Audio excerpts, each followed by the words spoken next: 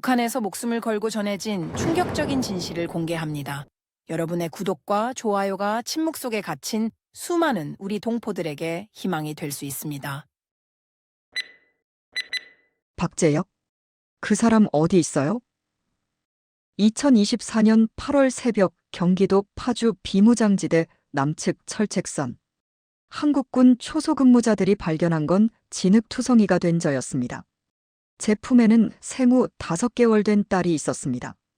한국군이 저를 부축하려 했습니다. 하지만 저는 그들의 손을 뿌리쳤어요. 비틀거리면서 일어섰습니다. 그리고 다시 물었습니다. 박재혁이요. 제발. 제 목소리는 떨렸습니다. 눈물이 흘러내렸죠. 95시간. 나흘 밤낮을 걸어왔습니다. 지뢰밭을 넘고 철조망을 기어갔고 죽을 뻔한 순간이 10번도 넘었어요. 아기가 열이 났을 때, 식량이 다 떨어졌을 때, 군인들에게 발각될 뻔했을 때. 하지만 저는 멈추지 않았습니다. 왜냐하면 박재혁 때문이었습니다. 제가 박재혁과 무슨 관계이기에 이런 지경에까지 이르렀을까요? 이 이야기는 18개월 전으로 거슬러 올라갑니다. 2023년 2월 황해도 해주시.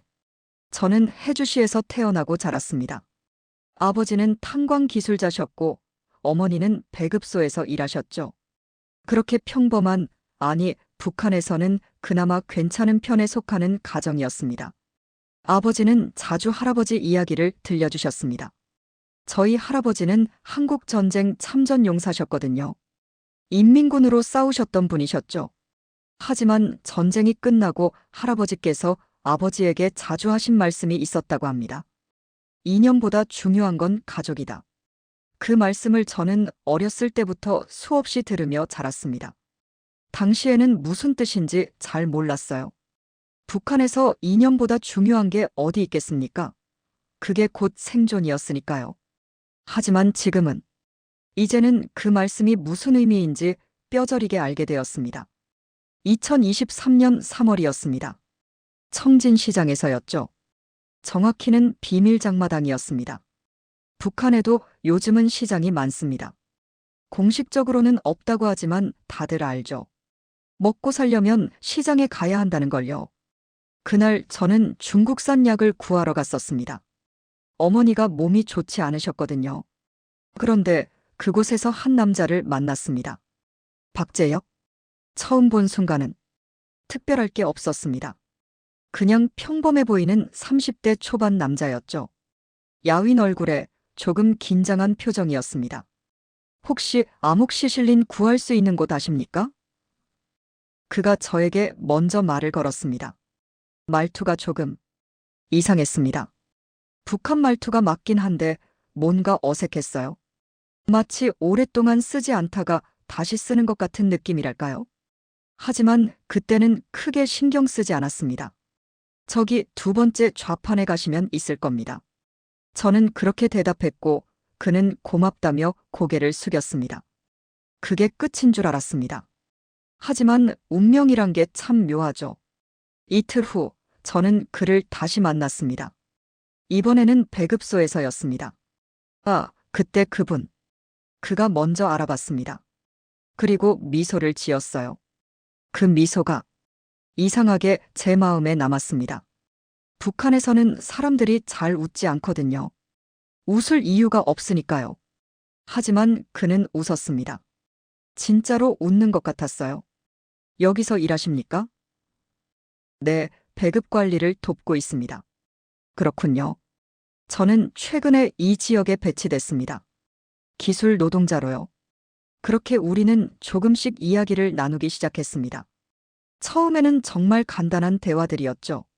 날씨 이야기, 배급 이야기, 일상적인 것들이었습니다. 하지만 시간이 지날수록 저는 그에게 끌렸습니다. 재혁 오빠는? 네, 그때부터 저는 그를 오빠라고 불렀습니다. 재혁 오빠는 다른 사람들과 달랐어요. 눈빛이 달랐습니다. 마치 무언가를 간절히 찾고 있는 사람 같았죠. 그리고 가끔 먼 곳을 바라볼 때면 그 눈에 깊은 슬픔이 서려 있었습니다. 한 달이 지났습니다. 우리는 점점 더 자주 만났습니다. 물론 조심스럽게요. 북한에서 연애란 것도 사실 쉽지 않습니다. 특히 제대로 된 소개도 없이 당의 허락도 없이 만나는 건 위험한 일이었으니까요. 하지만 우리는 만났습니다. 밤늦게 사람들이 없는 골목에서 혹은 산기슭 어딘가에서요. 어느 날 밤이었습니다. 2023년 5월쯤이었을 겁니다. 우리는 해주 외곽 작은 언덕에 앉아 있었습니다. 별이 유난히 많이 보이는 밤이었죠. 서희야. 그가 제 이름을 불렀습니다. 저 남쪽 하늘 보이지? 저기 나만이 있어. 갑자기 남한 이야기를 꺼내는 그가 놀라웠습니다. 북한에서 남한 이야기를 함부로 하는 건 위험한 일이었거든요. 저는 주변을 둘러봤습니다. 다행히 아무도 없었어요. 왜 갑자기 남한 이야기를? 나는 원래 남한 사람이었어.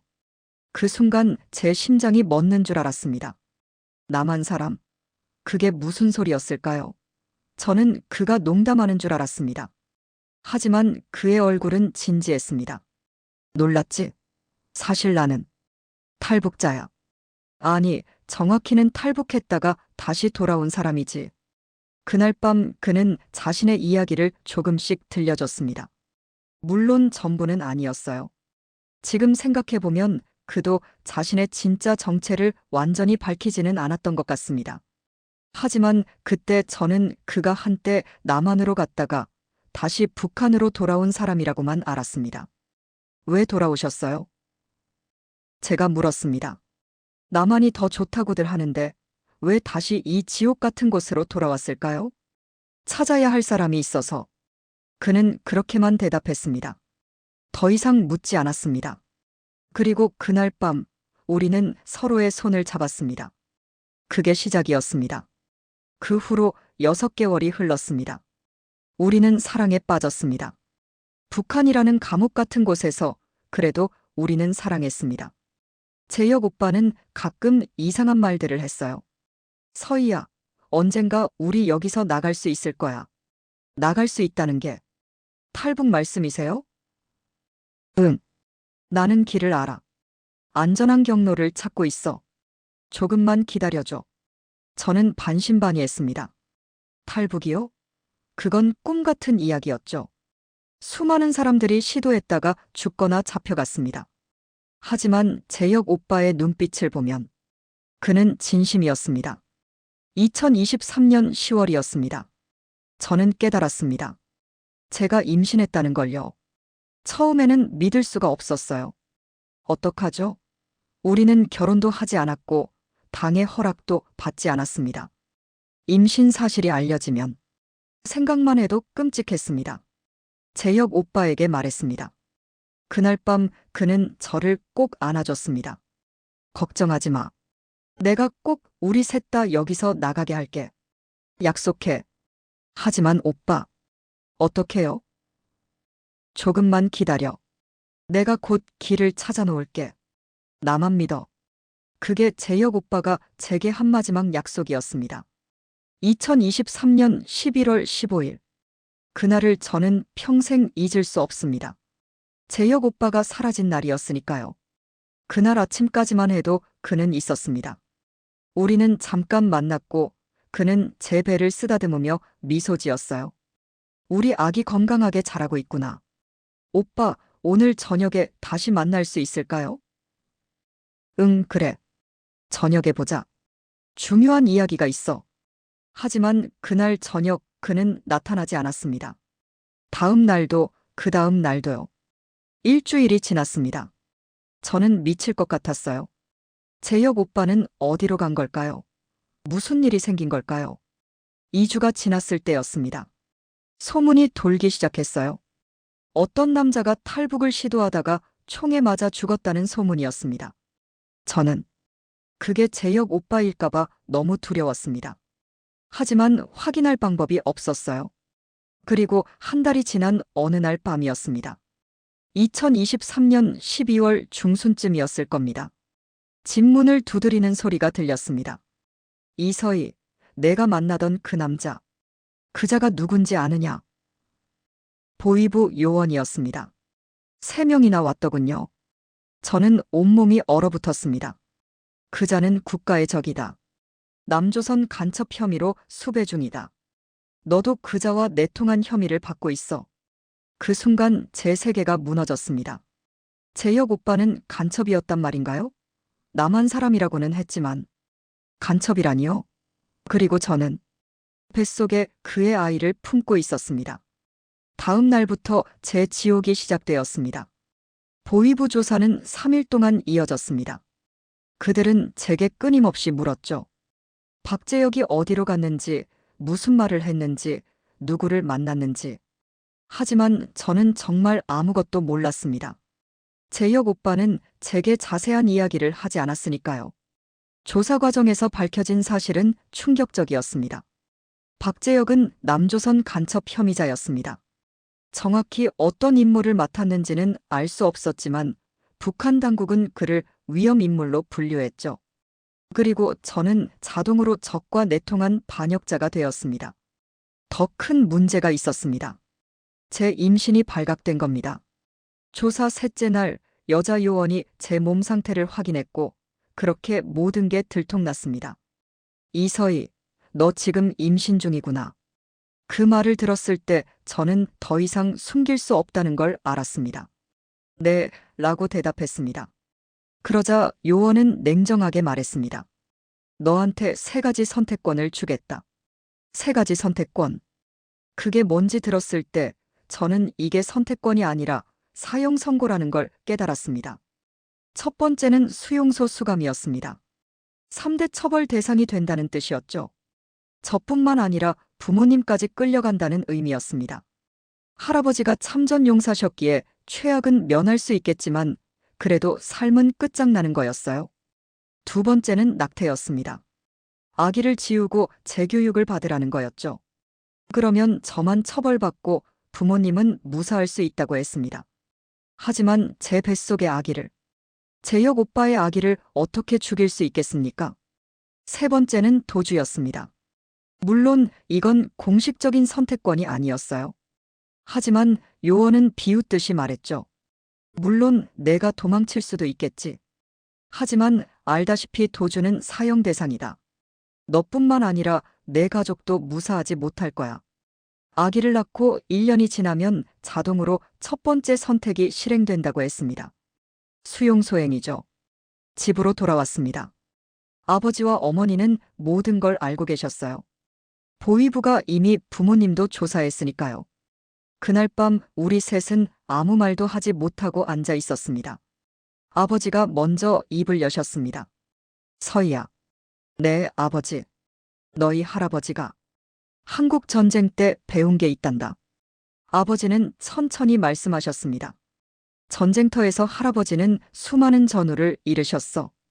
어떤 이들은 용감하게 싸우다 죽었고 어떤 이들은 명령에 따르다 죽었지. 하지만 할아버지는 살아남으셨단다. 어떻게 살아남으셨는지 아니? 저는 고개를 저었습니다. 살아야겠다고 결심하셨기 때문이야. 죽는 것보다 살아서 가족에게 돌아가는 게 더 중요하다고 생각하셨어. 그게 할아버지의 승리였단다. 아버지는 제 손을 잡으셨습니다. 서희야, 살아야 한다. 그게 가장 큰 승리다. 가족을 지키는 것, 그것이 진짜 애국이다. 그날 밤 아버지는 제게 탈북을 권유하셨습니다. 믿을 수 없었어요. 평생 당에 충성했던 아버지가, 할아버지가 참전용사였던 우리 집안이 탈북을 이야기하다니요. 하지만 아버지, 제가 도망치면 아버지와 어머니는, 우리는 괜찮아. 어머니가 말씀하셨습니다. 할아버지가 참전용사셨고 아버지는 기술자야. 당이 우리를 함부로 대하지는 못해. 물론 고생은 하겠지. 하지만 너와 그 아기만큼은 살려야 한다. 어머니는 방 안쪽으로 가시더니 뭔가를 가져오셨습니다. 작은 보자기에 쌓인 금반지였습니다. 이게 우리 집안에 대대로 내려온 거란다. 내 할머니가 한국전쟁 때 목숨 걸고 지킨 거야. 피난 가면서도 배고파도 팔지 않으신 거지. 이제 이게 내 목숨을 살릴 거다.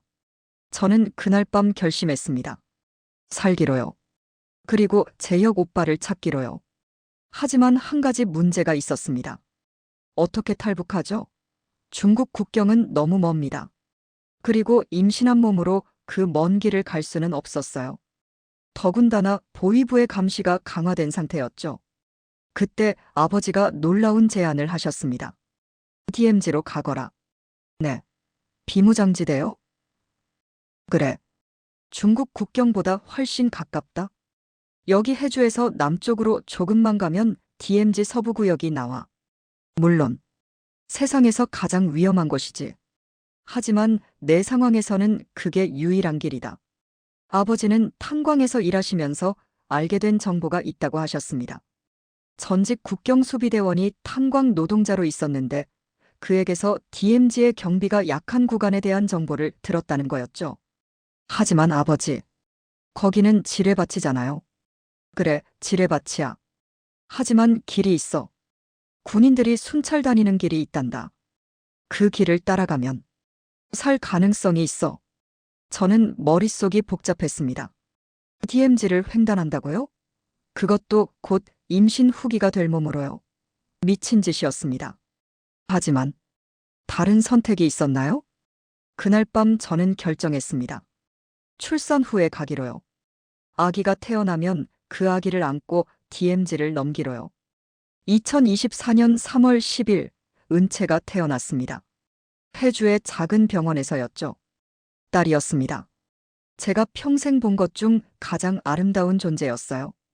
작고 여린 손가락, 조그만 발, 그리고 재혁 오빠를 닮은 눈매. 은채야, 엄마가 너를 꼭 지킬게. 하지만 병원에서도 감시는 계속됐습니다. 보위부는 제가 도주할까봐 계속 지켜봤죠. 출산 후 3일 만에 퇴원했고 집으로 돌아왔습니다. 그때부터 저는 준비하기 시작했습니다. 3개월의 시간이 있었어요. 아기가 조금 더 자라길 기다리면서 동시에 탈북 준비를 했죠. 밤마다 은채를 업고 뒷산을 올랐습니다.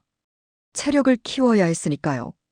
처음에는 10분도 못 올라갔어요. 출산 후 몸이 약해진 데다 은채를 업는 게 쉽지 않았거든요. 하지만 매일 조금씩 늘려갔습니다. 20분, 30분, 1시간. 아버지는 탄광 동료에게서 DMZ 정보를 더 수집하셨습니다. 어느 구간이 상대적으로 안전한지, 순찰 시간은 언제인지, 지뢰가 없는 경로는 어디인지. 물론 완벽한 정보는 아니었어요. 하지만 그게 전부였습니다. 어머니는 물자를 모으셨습니다.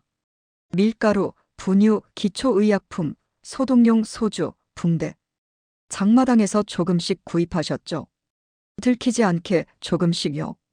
그리고 5월 어느 날 아버지가 놀라운 물건을 가져오셨습니다.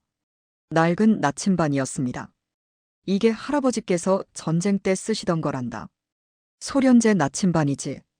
아직도 작동해. 나침반을 보는 순간 눈물이 났습니다. 할아버지, 아버지, 그리고 이제 저까지. 세 세대가 이 나침반으로 길을 찾은 거죠. 6월이 지나고 7월이 왔습니다. 은채는 생후 4개월이 되었어요. 제법 건강하게 자라줬습니다. 저도 체력을 많이 회복했고요. 이제 때가 온 것 같았습니다. 그런데 그때였습니다. 재혁 오빠에 대한 놀라운 정보를 들은 건요. 동네 아주머니 한 분이 몰래 귀띔해 주셨습니다. 시장에서 들은 소문이라고 하시더군요. 서희야, 내가 만나던 그 남자 말이야. 죽지 않았대.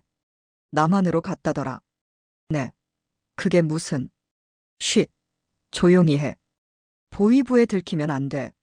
내가 들은 바로는 그 남자가 실은 남한에서 온 사람이었대. 납북됐다가 다시 탈출한 거래. 납북? 그게 무슨 의미일까요? 아주머니는 더 이상 자세한 이야기는 하지 않으셨습니다. 위험했으니까요. 하지만 그 한마디만으로도 충분했습니다. 재혁 오빠는 살아있다. 남한에 있다. 그날 밤 저는 아버지께 말씀드렸습니다.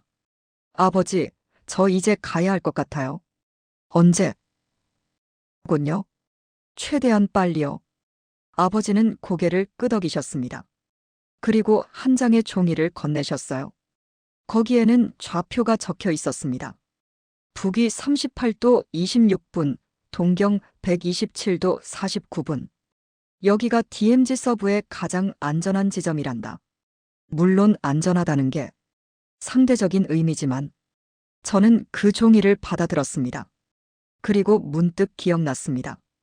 재혁 오빠가 마지막으로 만났을 때 뭔가를 제 손에 쥐어줬던 게요. 저는 그게 뭔지도 모르고 집에 숨겨뒀었는데 급히 찾아봤습니다. 옷장 깊숙이 숨겨둔 작은 쪽지였어요. 펼쳐봤습니다. 3826, 12749, 95시간. 나는 거기서 널 기다릴게. 제이. 재혁의 영문 이름 첫 글자였습니다. 그리고 그 좌표는 아버지가 방금 알려준 좌표와 똑같았습니다. 어떻게 이게 가능하죠? 재혁 오빠가 어떻게 그 정확한 좌표를 알았을까요? 그리고 95시간이라는 건 무슨 의미일까요? 하지만 이해할 시간은 없었습니다. 일단 가야 했으니까요. 재혁 오빠가 거기서 기다리고 있다면, 정말 기다리고 있다면, 저는 반드시 그곳에 가야 했습니다. 날짜를 잡았습니다. 2024년 8월 17일. 장마가 끝나고 날씨가 좀 나아진 후였죠. 그날 밤 11시에 출발하기로 했습니다. 마지막 며칠은 정말 긴 시간이었습니다. 부모님과 작별 인사를 하는 게 쉽지 않았거든요. 어쩌면 마지막이 될 수도 있었으니까요. 출발 전날 밤 어머니가 제 머리를 빗겨주셨습니다. 어렸을 때처럼요. 엄마, 응? 제가 꼭 살아남을게요. 알아. 우리 딸 강하니까. 아버지는 제게 마지막 조언을 해주셨습니다. 서희야, 전쟁터에서 할아버지가 배운 교훈이 하나 더 있단다. 뭔데요? 겉으로 보이는 길이 아니라 아무도 가지 않는 길이 진짜 길이라는 거야. 모두가 가는 길은 저기 지키고 있어. 하지만 아무도 가지 않는 길은 지키는 사람도 없지. 저는 그 말을 가슴에 새겼습니다. 드디어 2024년 8월 17일이 왔습니다. 그날 낮 동안 저는 은채를 안고 집안을 천천히 걸었습니다. 제가 태어나고 자란 이 집을 마지막으로 보는 거였죠. 저녁을 먹었습니다. 가족 셋이서 마지막 식사를요. 아무도 말이 없었어요. 무슨 말을 하겠습니까? 다 아는데요. 밤 10시가 되었습니다. 짐을 챙겼습니다. 작은 배낭 하나였어요. 분유, 물, 약, 그리고 어머니의 금반지. 은채는 가슴에 꽉 안았습니다. 포대기로 단단히 묶었죠. 10시 반. 현관문 앞에 섰습니다. 아버지, 어머니. 잘 가거라, 우리 딸. 은채 잘 키워라. 짧은 인사였습니다. 길게 하면 못 갈 것 같았거든요. 그리고 문을 열고 나왔습니다. 밤 공기가 차갑게 느껴졌어요. 은채를 더 꽉 안았습니다. 10시 50분. 걷기 시작했습니다. 집에서 남쪽으로요. DMZ를 향해서요. 그때였습니다. 멀리서 소리가 들렸어요. 군용 트럭 소리였습니다. 그리고 그 방향은 우리 집 쪽이었습니다. 심장이 멎는 줄 알았습니다. 그들이 우리 집으로 오고 있었습니다. 예정보다 빨리요. 1년의 유예 기간이 아직 남았는데 그들은 기다려주지 않았습니다. 뛰었습니다. 은채를 안고 어둠 속으로 뛰었어요. 뒤에서 트럭이 멈추는 소리가 들렸습니다. 그리고 고함 소리가요. 이서희, 어디 있느냐? 저는 뒤돌아보지 않았습니다. 앞만 보고 달렸어요. 은채가 울기 시작했지만 멈출 수 없었습니다. 95시간의 지옥이 이렇게 시작되었습니다. 2024년 8월 17일 밤 11시 40분. 시간을 정확히 기억합니다. 제 손목에 찬 낡은 시계가 그 시각을 가리키고 있었거든요. 그때부터 저는 시간을 세기 시작했습니다. 황해도 해주시에서 비무장지대까지는 생각보다 가까웠습니다. 남쪽으로 약 20km 정도였죠. 하지만 그 20km가 지옥으로 가는 길이었습니다. 처음 한 시간은 그나마 괜찮았습니다. 마을을 벗어나 야산으로 들어갔어요. 아버지가 알려준 대로 사람들이 다니지 않는 길로 갔죠. 달빛이 희미하게 길을 비춰줬습니다. 은채는 제 가슴에 안겨 조용히 있었고요. 하지만 일시간이 지나자 상황이 달라지기 시작했습니다. 경사가 급해졌거든요. 은채를 안고 오르막을 오르는 게 쉽지 않았어요. 숨이 차올랐습니다. 다리가 후들거렸죠. 하지만 멈출 수 없었습니다. 뒤에서는 보위부가 추격하고 있을 테니까요. 이 시간째 첫 번째 고비가 왔습니다. 북한군 초소가 보였거든요. 멀리서 불빛이 보였어요. 저는 몸을 낮추고 우회하기 시작했습니다. 아버지가 말씀하셨죠. 정면으로 가지 말고 측면으로 돌아가라고요. 바위 뒤에 숨어서 초소를 관찰했습니다. 군인이 2명 보였어요. 담배를 피우고 있더군요. 저는 숨을 죽이고 기다렸습니다. 10분, 20분. 그들이 초소 안으로 들어가는 걸 확인한 후에야 움직였죠. 그때였습니다. 은채가 몸을 뒤척이기 시작했어요. 깨어나려는 거였습니다.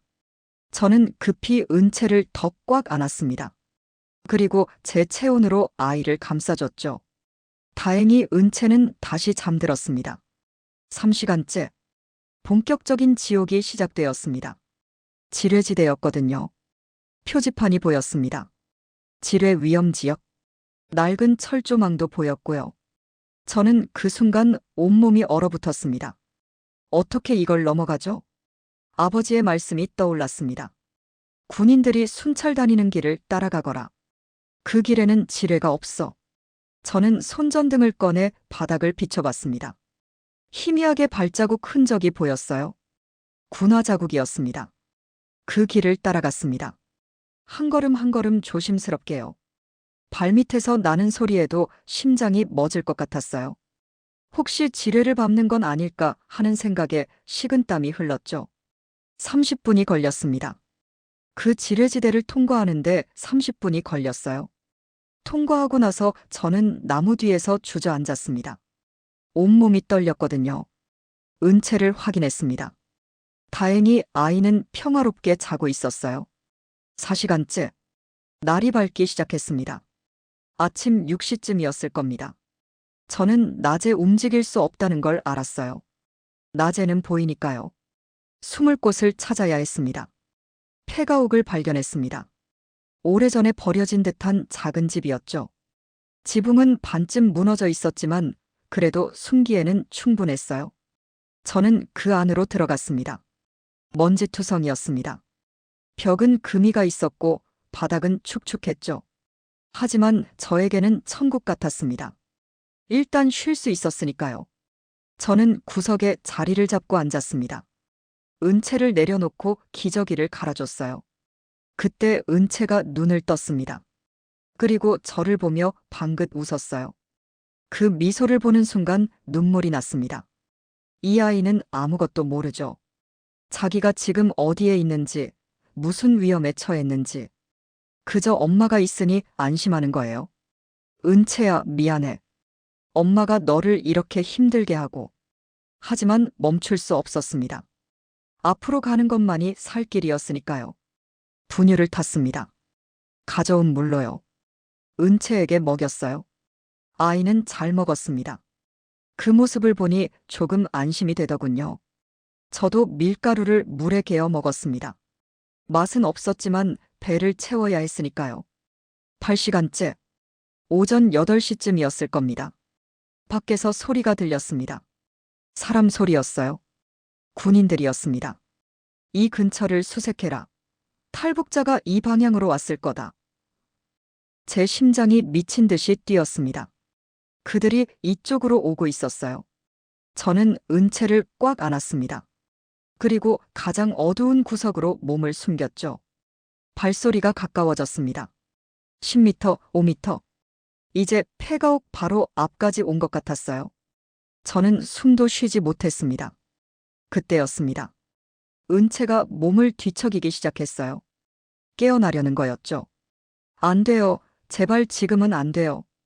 저는 은채의 입에 손가락을 물렸습니다. 아이가 손가락을 빨기 시작했어요. 다행히 울지 않았습니다. 여기는 아무것도 없는 것 같은데. 그래도 확인해봐. 군인 한 명이 폐가옥 안을 들여다봤습니다. 저는 어둠 속에서 숨을 죽였어요. 제발, 제발 보지 마세요. 군인의 손전등 불빛이 벽을 훑었습니다. 제가 있는 곳에서 불과 1미터 떨어진 곳까지 왔어요. 여기 아무것도 없어. 가자. 그래, 다음 구역 가보자. 발소리가 멀어졌습니다. 저는 그제야 숨을 내쉬었어요. 살았습니다. 간신히 살았어요. 12시간째. 낮 12시였습니다. 뜨거운 햇살이 폐가옥 안까지 들어왔어요. 날씨가 더웠습니다. 은채가 땀에 젖어 있더군요. 저는 가져온 물로 아이의 몸을 닦아줬습니다. 물이 걱정되기 시작했습니다. 가져온 물병이 벌써 반쯤 줄어들었거든요. 분유 타는데도 써야 하고 제가 마셔야 하는데 이러다가 물이 떨어지면 어떡하죠? 밖을 조심스럽게 살폈습니다. 군인들은 보이지 않았어요. 하지만 낮에 움직일 수는 없었습니다. 기다려야 했죠. 해가 지기를요. 그 긴 오후 시간 동안 저는 많은 생각을 했습니다. 재혁 오빠 생각, 부모님 생각, 그리고 제 선택에 대한 생각들이요. 저는 과연 제대로 된 선택을 한 걸까요? 은채를 이런 위험에 빠뜨린 게 맞는 걸까요? 하지만 다른 선택이 있었나요? 수용소에 갔다면 은채는 어떻게 됐을까요? 저는 상상도 하기 싫었습니다. 18시간째. 저녁 6시쯤이었습니다. 해가 지기 시작했어요. 움직일 시간이었습니다. 저는 은채에게 마지막 남은 분유를 먹였습니다. 그리고 저는 아무것도 먹지 못했어요. 물도 분유 타는데 다 썼고 밀가루도 떨어졌거든요. 괜찮아요. 저는 버틸 수 있어요. 하지만 은채만큼은, 우리 딸만큼은 제대로 먹여야 했습니다. 폐가옥을 나왔습니다. 어둠이 내려앉기 시작했어요. 다시 걷기 시작했습니다. 북쪽으로 DMZ 깊숙이로요. 20시간째. 밤 8시쯤이었습니다. 첫 번째 큰 철조망을 만났어요. 높이가 3미터는 됐을 겁니다. 가시철 조망이었죠. 어떻게 넘어가죠? 주변을 살폈습니다. 철조망 아래쪽에 작은 틈이 보였어요. 아마 동물들이 지나다니면서 생긴 틈인 것 같았습니다. 저는 배낭을 벗고 그 틈으로 밀어 넣었어요. 그리고 은채를 안고 몸을 낮췄습니다. 기어가기 시작했습니다. 가시가 제 옷을 찢었어요. 등이 긁혔습니다. 아팠지만 소리를 낼 수 없었어요. 조용히, 천천히 기어갔죠. 거의 다 빠져나왔을 때였습니다. 갑자기 왼쪽 허벅지에 날카로운 통증이 느껴졌어요. 가시철 조망에 걸린 겁니다. 깊게 찔렸어요. 피가 흘렀습니다. 저는 이를 악물고 참았습니다. 소리를 지르면 안 됐거든요. 철조망을 조심스럽게 빼냈어요. 옷이 피로 젖었습니다. 하지만 계속 가야 했어요. 철조망을 완전히 빠져나온 후 저는 잠시 멈춰서서 상처를 확인했습니다. 깊은 상처였어요. 피가 계속 흘렀죠. 어머니가 챙겨준 천을 꺼내 상처를 감쌌습니다. 그리고 소독용 소주를 부었어요. 소리를 참기 힘들었습니다. 소주가 상처에 스며들 때의 그 통증은 말로 표현할 수 없었어요. 하지만 소독은 해야 했습니다. 감염되면 끝이니까요. 22시간째. 밤 10시쯤이었습니다. 저는 계속 걸었어요. 다리에서 피가 흘렀지만 멈출 수 없었습니다. 은채는 제 등에 엎여 있었고요. 포대기로 단단히 묶어서요. 지형이 점점 험해졌습니다. 바위가 많아졌고 나무도 빽빽해졌어요.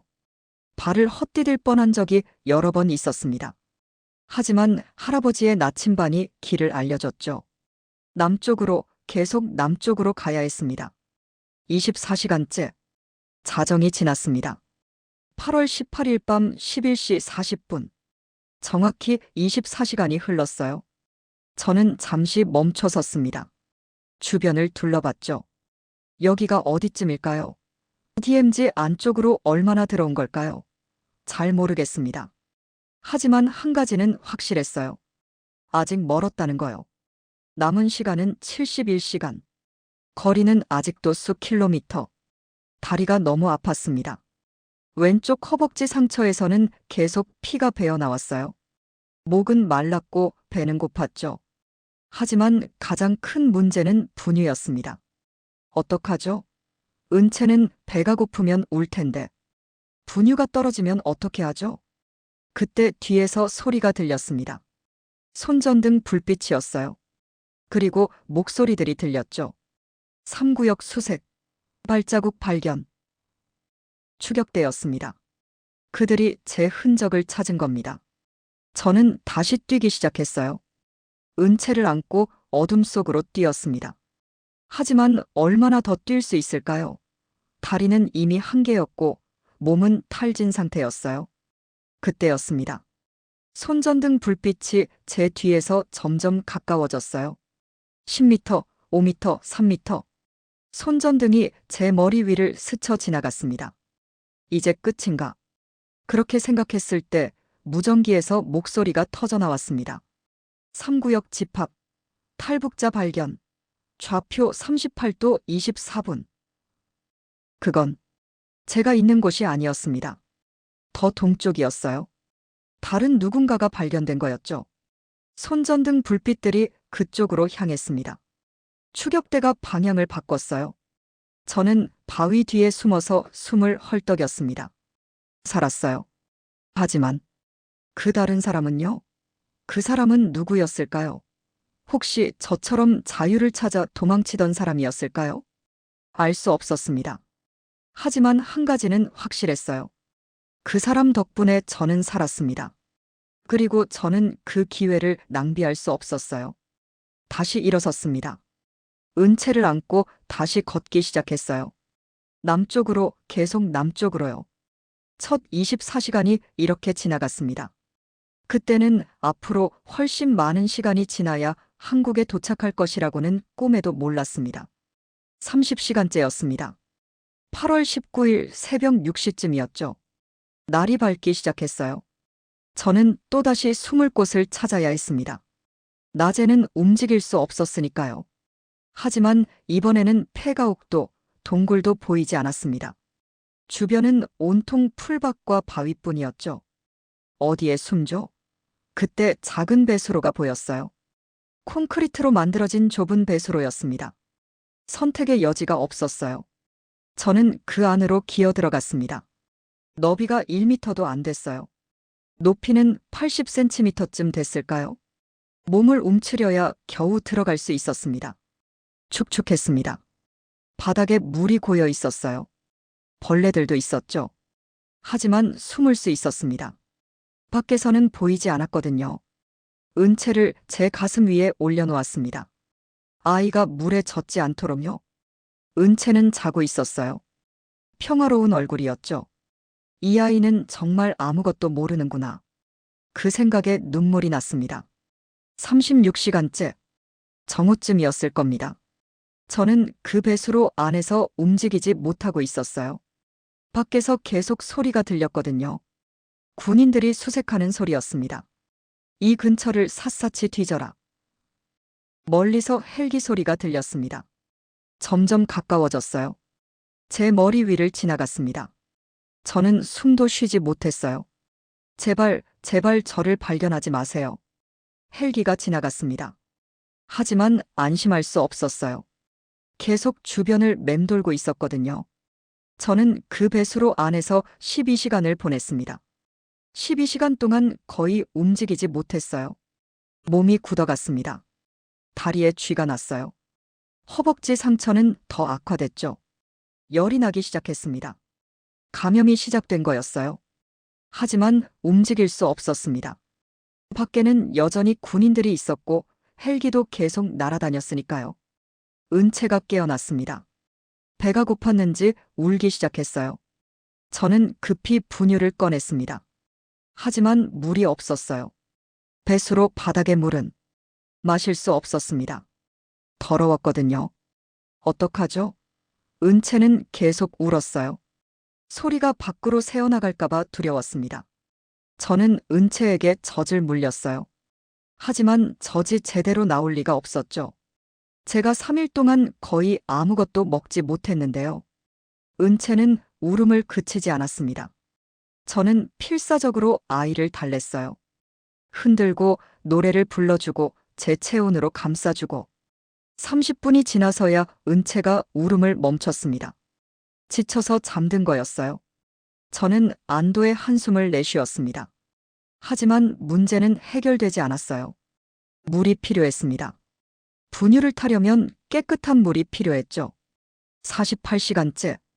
8월 19일 저녁 8시쯤이었습니다. 해가 졌어요.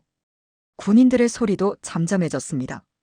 저는 조심스럽게 배수로 밖으로 나왔어요. 온몸이 욱신거렸습니다. 12시간 동안 좁은 공간에 있었더니 몸이 제대로 펴지지 않았어요. 하지만 움직여야 했습니다. 물을 찾아야 했으니까요. 주변을 살폈습니다. 조금 떨어진 곳에 작은 개울이 보였어요. 물이 흐르고 있었습니다. 저는 은채를 안고 그쪽으로 갔어요. 개울가에 무릎을 꿇고 물을 떠서 맛을 봤습니다. 깨끗했습니다. 최소한 배수로 물보다는 훨씬 나았어요. 저는 빈 물병을 채웠습니다. 그리고 제 얼굴도 씻었죠. 차가운 물이 얼굴에 닿는 순간 정신이 들었습니다. 거울을 볼 수 없었지만 제가 어떤 모습일지는 상상이 갔어요. 진흙투성이에 피범벅이고 머리는 헝클어진 모습이겠죠. 하지만 상관없었어요. 살아있었으니까요. 은채에게 분유를 탔습니다. 아이는 배가 고팠는지 빨리 먹었어요. 다 먹고 나서 방긋 웃더군요. 그 미소를 보니 모든 고통이 잊혔습니다. 이 아이를 위해서라면 뭐든 할 수 있을 것 같았어요. 저도 물을 마셨습니다.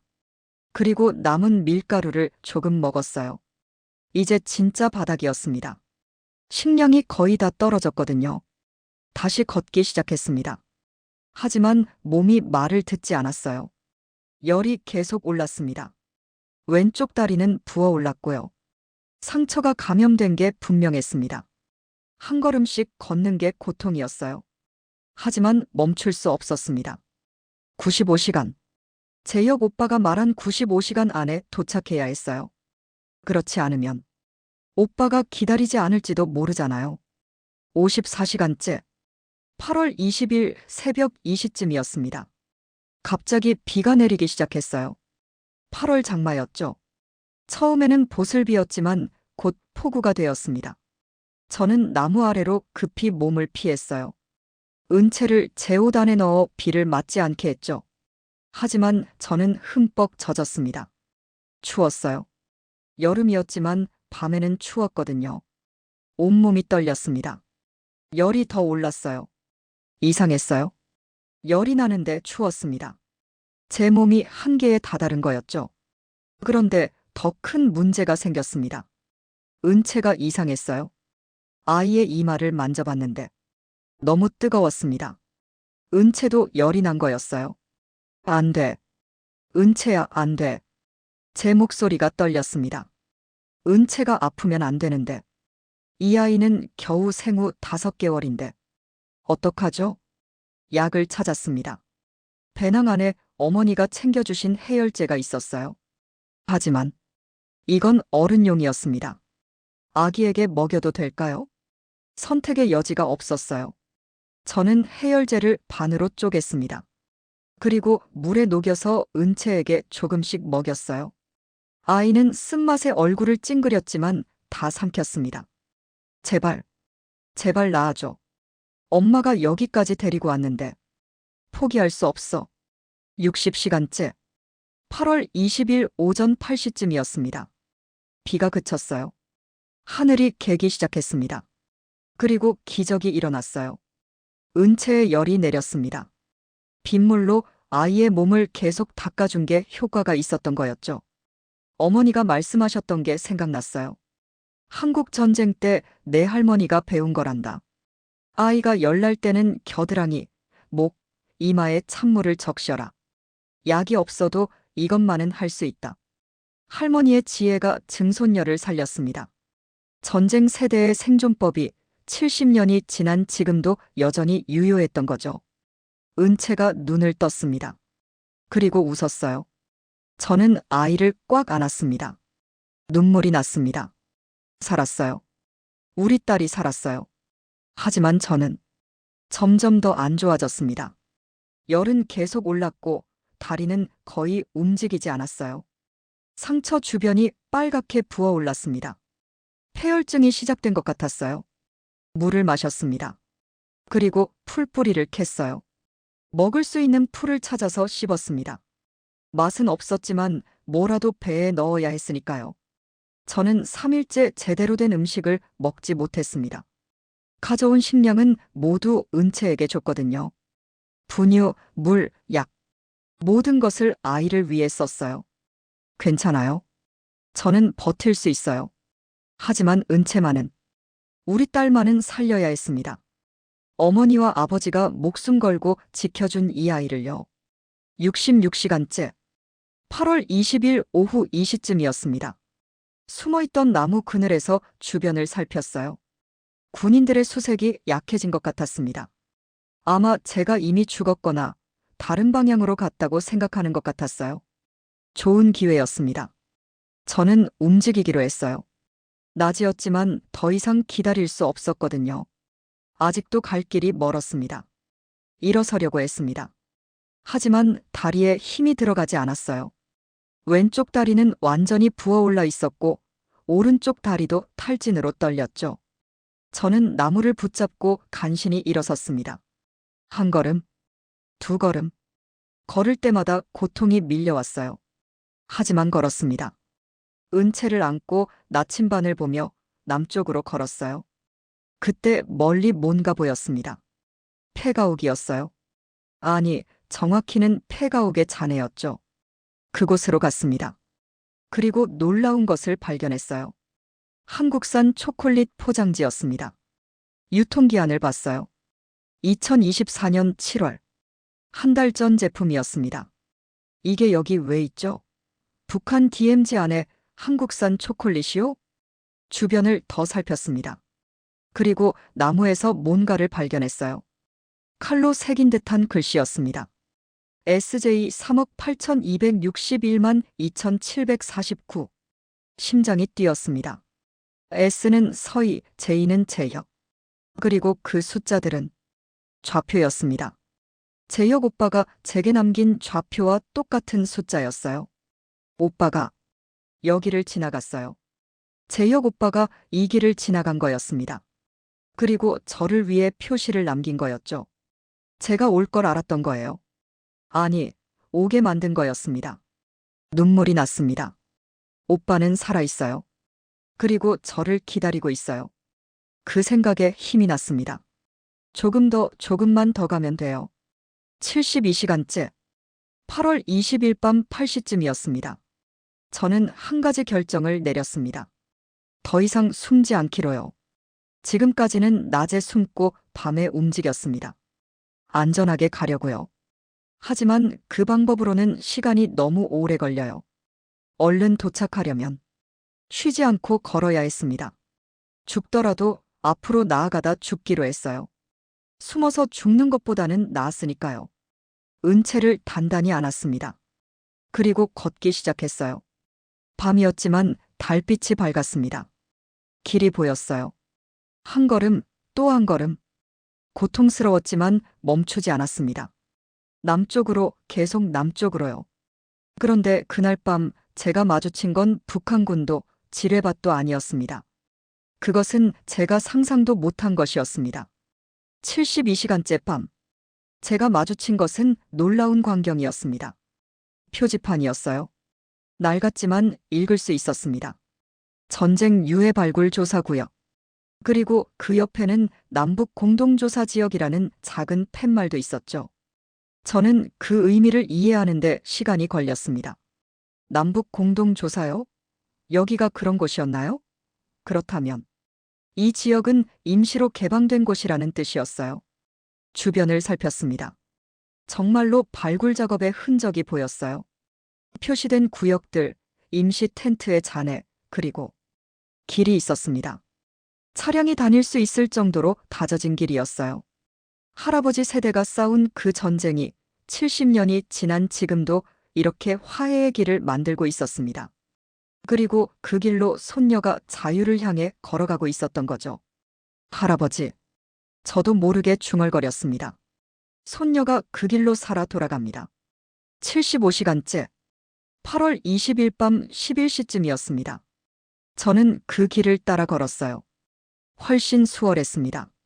지뢰 걱정도 덜했고 길도 평탄했죠. 하지만 제 몸은 이미 한계를 넘어선 상태였습니다. 왼쪽 다리는 거의 감각이 없었어요. 감염이 심해져서 다리 전체가 부어올랐거든요. 오른쪽 다리로만 걷는 것 같았습니다. 비틀거렸죠. 넘어질 뻔한 적이 여러 번 있었어요. 하지만 은채만큼은 꼭 안고 있었습니다. 넘어져도 아이는 다치지 않게요. 제가 쿠션이 되어줬습니다. 78시간째. 자정이 지났습니다. 8월 21일이 시작됐어요. 80시간째. 8월 21일 새벽 3시쯤이었습니다. 갑자기 총소리가 들렸어요. 그것도 여러 발이요. 총기 사고가 벌어진 겁니다. 각종 차량 음이 들리고 소란스러운 상황은 20분 정도 이어졌습니다. 그리고 멈췄어요. 기회였습니다. 혼란한 틈을 타서 움직여야 했어요. 저는 일어섰습니다. 은채를 안고 걷기 시작했죠. 조심스럽게 하지만 빠르게요. 84시간째. 새벽 7시쯤이었습니다. 해가 떠올랐어요. 그리고 저는 드디어 보았습니다. 멀리 철조망이 보였어요. 하지만 이번 철조망은 달랐습니다. 더 높았고 더 튼튼해 보였어요. 군사분계선이었습니다. 제 심장이 뛰었습니다. 저기가 끝이에요. 저 철조망만 넘으면 자유예요. 하지만 거리가 아직 멀었습니다. 적어도 2km는 더 가야 할 것 같았어요. 제 다리는 더 이상 제 것이 아니었습니다. 왼쪽 다리는 감염으로 붓고 오른쪽 다리는 탈진으로 떨렸죠. 하지만 제 품의 은채는 여전히 따뜻했어요. 숨을 쉬고 있었습니다. 그것만으로 충분했습니다. 한 걸음, 또 한 걸음. 넘어졌습니다. 일어섰어요. 다시 넘어졌습니다. 다시 일어섰죠. 은채를 놓치지 않았습니다. 단 한 번도요. 94시간째. 오후 5시쯤이었습니다. 해가 기울기 시작했어요. 이제 거의 다 왔습니다. 철조망이 바로 앞에 보였어요. 그리고 그 너머에는 한국군 초소가 보였습니다. 저는 마지막 힘을 끌어모았습니다. 일어섰어요. 어떻게 일어섰는지 모르겠어요. 하지만 섰습니다. 은채를 가슴에 꽉 안았죠. 그리고 뛰었습니다. 아니, 뛰었다고 할 수도 없어요. 비틀거리며 앞으로 넘어지는 것 같았죠. 한 걸음 한 걸음이 영원 같았습니다. 총성이 들렸어요. 비명이 들렸습니다. 하지만 저는 멈추지 않았어요. 멈출 수 없었습니다. 5m, 3m, 1m. 철조망이었습니다. 하지만 이상했어요. 문이 열려 있었습니다. 마치 누군가 저를 위해 열어둔 것 같았어요. 그 문으로 들어갔습니다. 그리고 넘어졌어요. 땅에 쓰러졌죠. 시계를 봤습니다. 오후 5시 50분. 95시간 10분이 지났습니다. 재혁 오빠는 어디 있을까요? 그때 발소리가 들렸습니다. 군화 소리였어요. 한국군이었습니다. 누군가 제 옆에 무릎을 꿇었어요. 괜찮으세요? 한국말이었습니다. 나만 억양이었어요. 저는 고개를 들려고 했지만 힘이 없었습니다. 눈이 흐려졌어요. 그런데 그 너머로 뭔가 보였습니다. 사람이었어요. 민간인 옷을 입은 남자였죠. 그 실루엣이 익숙했습니다. 키가 크고 어깨가 넓은. 그리고 그 걸음걸이. 재혁. 오빠. 제 목소리는 거의 들리지 않았습니다. 하지만 그 사람이 뛰어오는 게 보였어요. 점점 가까워졌습니다. 서희야. 그 목소리. 정말 재혁 오빠의 목소리였어요. 꿈이 아니었습니다. 환상도 아니었어요.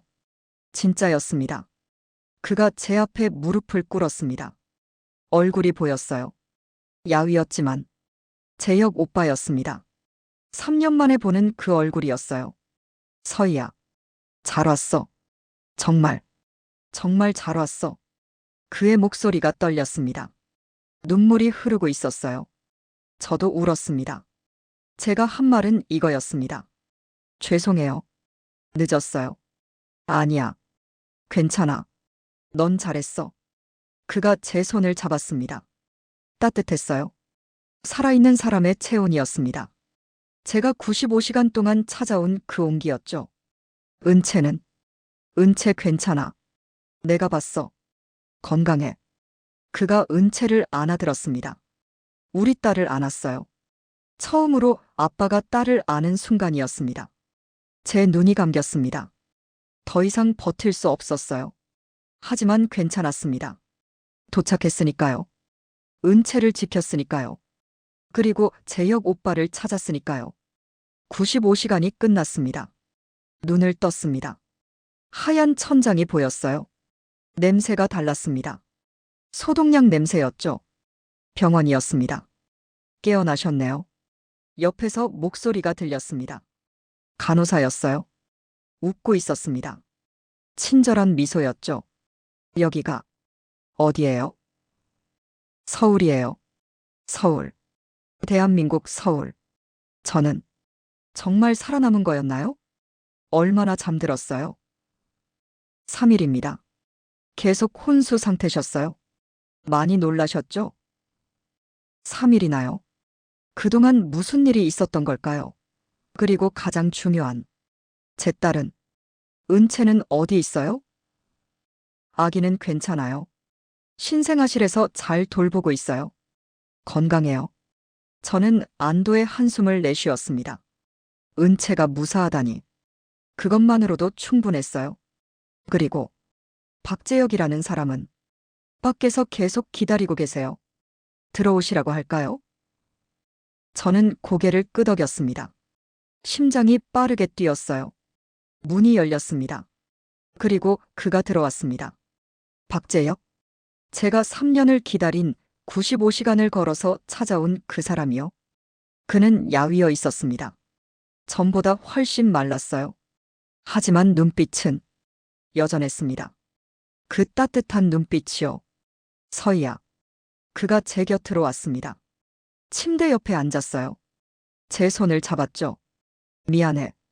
내가 너를 너무 오래 기다리게 했어. 아니에요. 오빠가 기다려줬잖아요. 응. 기다렸어. 매일 그 자리에서 기다렸어. 내가 올 거라는 걸 알았거든. 우리는 한참 동안 서로를 바라봤습니다. 말이 필요 없었어요. 3년 95시간 4km. 그 모든 거리가 이 순간을 위한 거였으니까요. 그날 저녁 재혁 오빠가 모든 걸 말해줬습니다. 박재혁? 32살. 인천 출신. 어선 선원이었어요. 2021년 서해 북방한계선 인근에서 조업 중 납북됐다고 합니다. 북한 당국은 그를 난파공작원 훈련에 이용하려 했대요. 남한 출신이니까 남한 말을 할 수 있었거든요. 하지만 재혁 오빠는 거부했습니다. 그래서 노동 수용소로 보내졌죠. 2년 동안 그곳에서 지옥 같은 삶을 살았다고 해요. 2023년 초 탈출 기회가 왔습니다. 재혁 오빠는 수용소를 탈출했어요. 하지만 중국 국경으로 가지 않았습니다. 오히려 북한 내륙 깊숙이 들어갔죠. 왜요? 왜 더 위험한 쪽으로 갔어요? 살아야 했으니까. 국경은 감시가 심해. 하지만 내륙은 오히려 숨기 쉬웠어.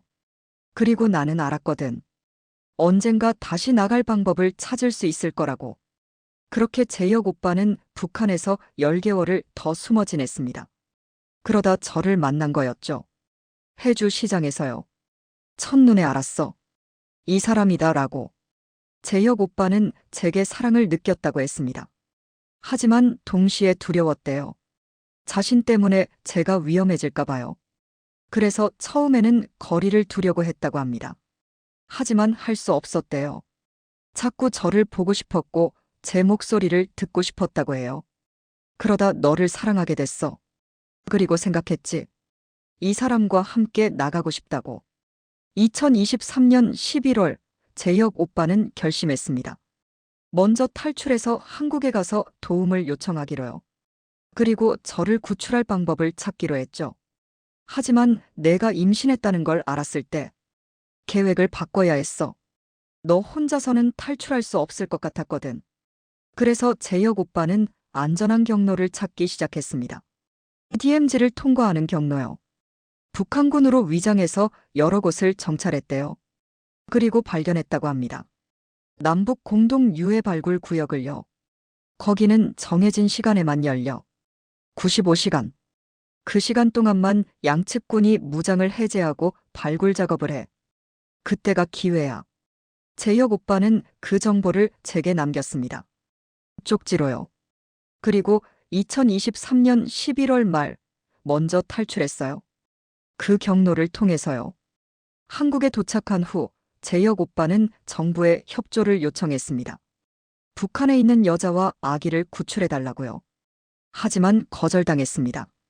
외교 문제가 될 수 있다는 이유였죠. 정부가 안 도와주면 내가 직접 해야겠다고 생각했어. 재혁 오빠는 8개월 동안 준비했습니다. DMZ 지도를 구하고 안전 경로를 분석하고 GPS 좌표를 정확히 계산했어요. 그리고 북한에 있는 협력자를 통해 제게 정보를 전달하려고 했죠. 하지만 쉽지 않았어. 북한에 메시지를 보내는 게 얼마나 어려운지 아니. 그래도 포기할 수 없었어. 너와 우리 아기를 위해서라도. 2024년 8월, 재혁 오빠는 정보를 입수했습니다. 제가 곧 탈북을 시도할 거라는 정보였어요. 그래서 DMZ 남측에서 대기하기 시작했대요. 95시간 동안 그 자리를 지켰어. 비가 와도 더워도 너를 기다렸지. 그리고 95시간 10분째 제가 도착한 거였습니다. 10분 늦어서 미안해요. 아니야. 넌 약속을 지켰어. 살아서 온 것만으로도 그걸로 충분해. 우리는 울었습니다. 오래 울었어요. 3년의 기다림, 95시간의 고통, 그리고 마침내 이뤄진 재회. 모든 게 눈물로 쏟아져 나왔습니다. 다음 날 은채를 만났습니다. 간호사가 아기를 데려왔어요. 우리 딸이었습니다. 5개월 된 우리 은채요. 재혁 오빠가 은채를 안았습니다. 처음으로 제대로 안아본 거였죠. 그의 눈에 눈물이 고였어요. 우리 딸, 이렇게 예쁘게 자라줘서 고마워. 은채는 아빠를 보며 웃었습니다. 마치 알아보는 것 같았어요. 그 순간 우리는 가족이 됐습니다. 진짜 가족으로요. 병원에서 2주를 더 보냈습니다. 제 다리를 치료해야 했거든요. 감염이 심했지만 다행히 다리를 자르지는 않았어요. 항생제 치료로 회복했습니다. 그 기간 동안 놀라운 소식을 들었습니다. 부모님이 탈북에 성공했다는 소식이었어요. 2024년 12월이었습니다. 제가 지나온 그 경로를 참고해서 오셨대요. 서희가 살았다는 소식을 들었어. 그래서 우리도 용기를 냈지. 아버지의 말씀이었습니다. 우리 가족은 다시 만났습니다. 자유대한민국 땅에서요. 2025년 2월. 은채의 돌잔치 날이었습니다. 인천의 작은 아파트 거실에서요. 가족들이 모였습니다. 재혁 오빠의 부모님, 제 부모님, 그리고 우리 셋이요. 은채는 건강하게 자랐습니다. 이제 걷기 시작했어요. 아빠 손을 잡고 비틀비틀 걷는 모습이 너무 예뻤죠. 테이블 위에는 한국 음식이 가득했습니다. 불고기, 잡채, 떡, 과일. 북한에서는 꿈도 꿀 수 없었던 음식들이요. 저는 그 풍요로움에 여전히 적응 중이었어요. 서희야, 사진 찍자. 재혁 오빠가 말했습니다. 우리는 가족 사진을 찍었어요. 사대가 함께요. 할아버지, 할머니, 부모, 그리고 은채까지. 사진을 찍으면서 생각했습니다. 이 모든 게 얼마나 기적 같은 일인지요. 그날 저녁 은채를 재운 후 베란다에 나갔습니다. 북쪽 하늘을 봤어요. 저 너머 어딘가에 북한이 있습니다. 제가 태어나고 자란 곳이요. 생각나니? 재혁 오빠가 옆에 왔습니다. 네. 가끔. 생각나요? 고향도 그곳 사람들도. 미안해할 필요 없어. 당연한 거야. 저는 오빠의 손을 잡았습니다. 오빠, 제가 왜 그 95시간을 버틸 수 있었는지 알아요? 왜? 오빠가 기다리고 있었으니까요. 그리고 은채가 있었으니까요. 그리고 할아버지, 할머니, 부모님이 지켜주신 가치가 있었으니까요. 70년 전 할아버지 세대가 폐허에서 시작했습니다. 아무것도 없었어요. 하지만 근면과 희생으로 한강의 기적을 만들었죠. 그래서 저 같은 사람도 자유를 찾아 목숨 걸고 올 수 있었던 겁니다. 저는 믿어요. 언젠가는 통일이 올 거라고. 무력이 아니라 사랑으로, 이념이 아니라 인간애로요. 북한에는 아직도 2천만 명이 어둠 속에 살고 있습니다. 하지만 저는 희망을 잃지 않아요. 제가 이렇게 살아남았듯이 그들도 언젠가는 자유를 찾을 거예요. 은채가 자라서 물어볼 겁니다. 엄마, 우리는 어떻게 여기 왔어? 그때 저는 말해줄 거예요. 내 증조 할아버지가 지켜준 가치, 내 할아버지가 가르쳐준 용기, 내 아빠가 보여준 사랑 때문이야. 그리고 엄마가 너를 너무 사랑했기 때문이야. 이것이 제 이야기입니다. 25살 탈북녀의 95시간. 생후 5개월 아기를 안고 비무장지대를 횡단한 이야기요. 그리고 그보다 더 긴 세 세대에 걸친 사랑의 이야기입니다. 2025년 2월. 인천. 재혁 오빠와 은채와 함께 저는 오늘도 자유를 숨쉽니다. 그리고 감사합니다. 이 기적 같은 삶에요. 끝까지 들어주신 따뜻한 마음을 가진 여러분이야말로 진정한 애국자입니다. 이 이야기가 더 많은 사람들에게 전해질 수 있도록 구독으로 동참해주세요. 우리가 반드시 알아야 할 이야기들을 또 소개하겠습니다.